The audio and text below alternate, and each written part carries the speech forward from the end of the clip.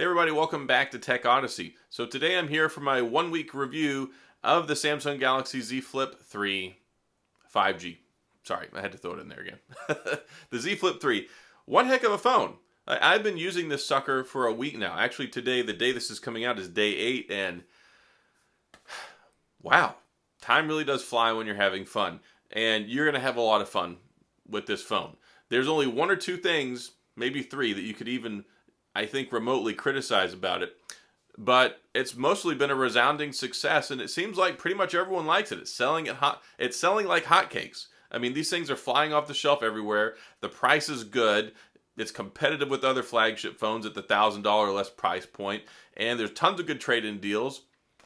And it's just fun. This phone has made phones fun again.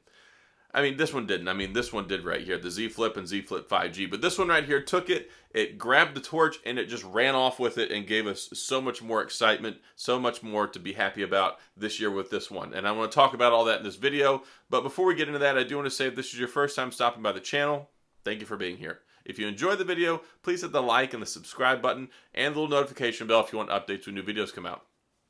Now let's talk about the Z Flip 3.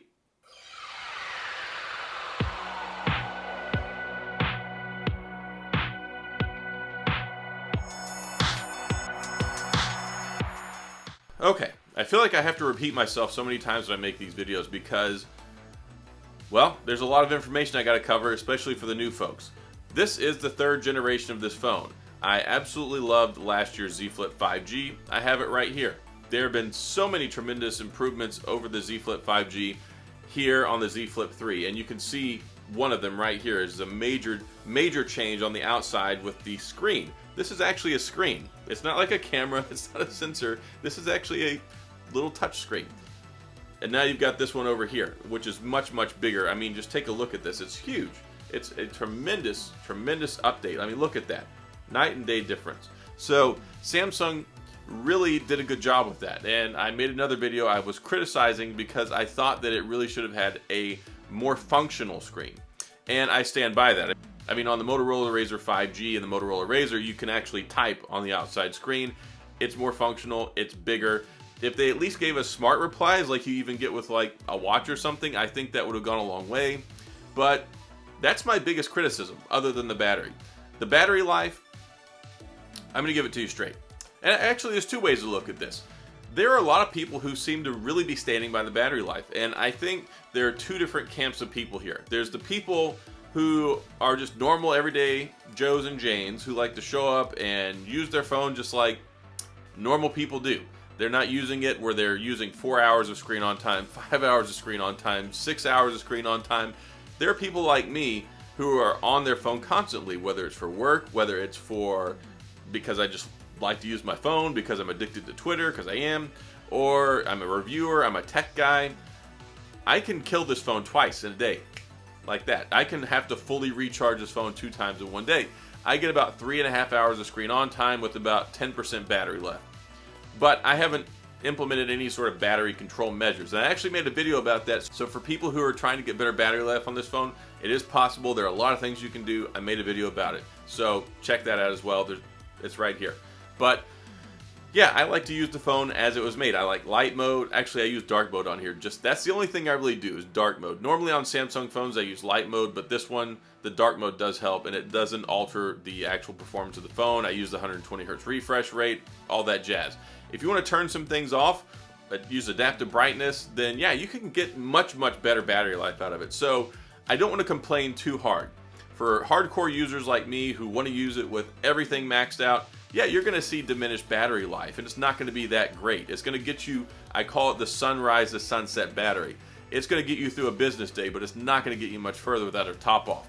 If you just use this phone casually and you use some of those settings, it'll get you until you go to bed, and then you're going to be sitting here wondering why I'm sitting here complaining about the battery. So maybe I sound like I'm in an echo chamber. I am aware of that. So I don't want to come off too harshly on the battery. Yes, for somebody like me, it's not good, but I love the phone so much, I enjoy using it, that I'm willing to make that sacrifice and to charge it once or twice a day. And that should be the biggest, I think, stamp of approval for this phone, that despite that, I still love using it and it's my favorite. And last year, the Z Flip 5G was my absolute favorite phone. So I'm pretty sure this year the Z Flip 3 is going to be my favorite phone too, and I highly recommend it. $999, really good price point. Like $1,449 this last year for the 5G. I mean, it was the second generation. It was really just a top up of the first generation with 5G and some extra power in it. I thought it was way too much. $999 for this one is great, and there have been so many key improvements. Now, the cameras are not a key improvement. Those are the exact same cameras as last year, but everything else, you got a better screen on the outside, you got a better screen on the inside. It's brighter, it's more durable, it has a different screen protector on it than the last one. The one on the Z Flip 5G is just, it's just terrible. Like this is disgusting, and I only used this one for a few weeks. The screen protector, this one over here actually is much better. Not only because, yeah, it is a little better at picking, it's not as bad at picking up fingerprints and oils. It's so much smoother, it has a better, more smoother texture and appearance to it. This one right here not only looks grimy, but it feels grimy, like it's gross. It picks up everything. So the PET style screen protector on here, way better. It's got the always on display, which is nice. Right here you can see the stuff on the outside. I have mine set where it goes off after 10 seconds, and I just tap it and it comes back on, but you can have it where it's on all the time, or you can have it where it's off.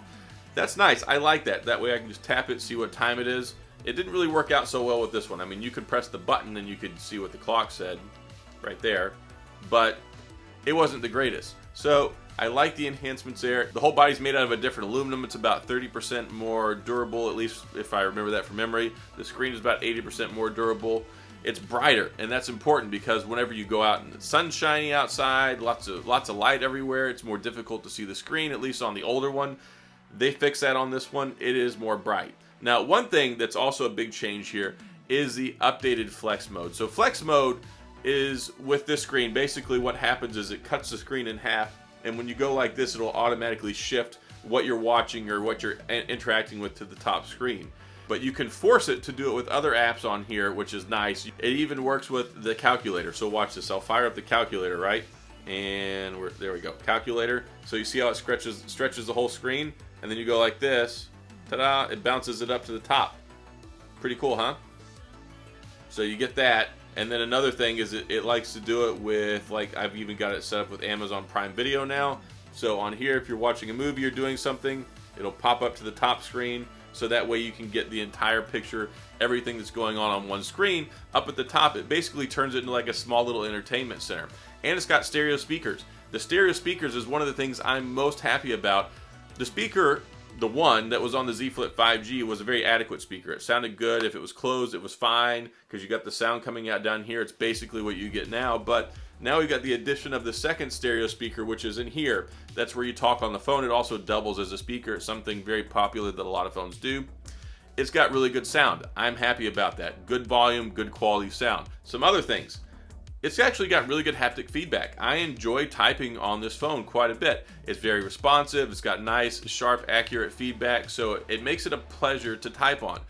That's something that's important to me. I like to type on my phone a lot, and it was something that was a worry with me, especially when it came to these folding phones, because you got these novel displays, these foldable kind of plastic displays. The haptic feedback is actually really good. It's not too strong, it's not too light, it's not plasticky and cheap feeling. It's a very enjoyable experience. So the screen on here, very nice and vibrant. It's got the new ultra thin glass on it, so it is more durable. It works out better. I'm hoping that next year they'll give us S Pen support. That would really like seal the deal for me when it comes to this phone. I wish that this had S Pen support. Maybe we'll get a better battery, we'll get S Pen, we'll get a more interactive screen on the front, we'll get new cameras. Those are kind of my wish list for next year. But this one right here, it's just a great overall experience, and it gives you something else with your phone that you don't get with normal design phones like this. You get your iPhone, you get your Samsungs. This is what we've been living with for so many years, and the last year or two, everyone's like, oh, it's $2,000, it's $1,400. It was just way too far outside the reach of normal people. It was too experimental. It was kind of a beta thing. It was a full production phone, but it just didn't feel classy and refined, sophisticated, and didn't give you that feeling that it was like really going to hold up well, because you were worried. And now with this one, I don't worry about it at all. After I had the Z Flip 5G all last year, it kind of took away a lot of my concerns after using the phone for basically a year, and now getting this one, that's not what I'm worried about anymore. I use it. I just pick it up. I'm not worried about the hinge. I'm not worried about the screen. I'm not worried about how well it holds up. And in addition to that, you get the IPX8 water resistance, so you can drop it in up to 1.5 meters of water for up to half an hour and it'll still be fine, because it has this mystical coating on the inside that coats the hinge, so that way you don't have to worry about, you know, it getting messed up and damaging the parts and getting into the phone. So it's one of those things. This phone is so greatly improved over the last one, and I've kind of made the analogy in the comparison between the Z Fold. The Z Fold 2 was such a huge advancement over the original Z Fold whenever it came out, and now the Z Flip 3 is that big jump, that big next step over the Z Flip 2. More power, more sophistication, better, brighter screen, more durable, water resistant, stereo speakers, 120 hertz refresh rate, all of that stuff, and they made it $450 cheaper. So using it on a day-to-day basis, I love it. It's fun. If I didn't have to charge it as much, that would make it like basically the perfect phone. I like doing this, pulling the phone out, opening it, closing it, answering the phone like this. You can go like this and flip it out.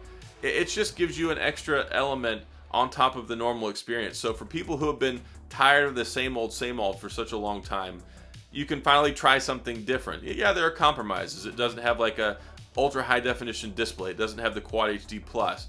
It doesn't have the best battery life. It doesn't have 3 cameras on it.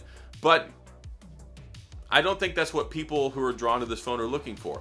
They look at it, they see it, it looks sharp, it looks cool, it's got all the power that you would expect out of a flagship phone.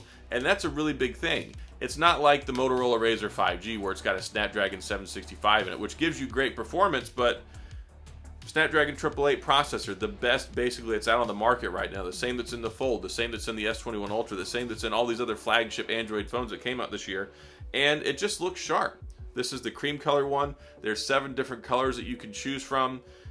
There have been so many advancements over last year, and people, they walk into the store, they see this, and finally at $9.99, it's been around a couple of years, there have been a lot of refinements, and people are generally saying lots of positive things about it.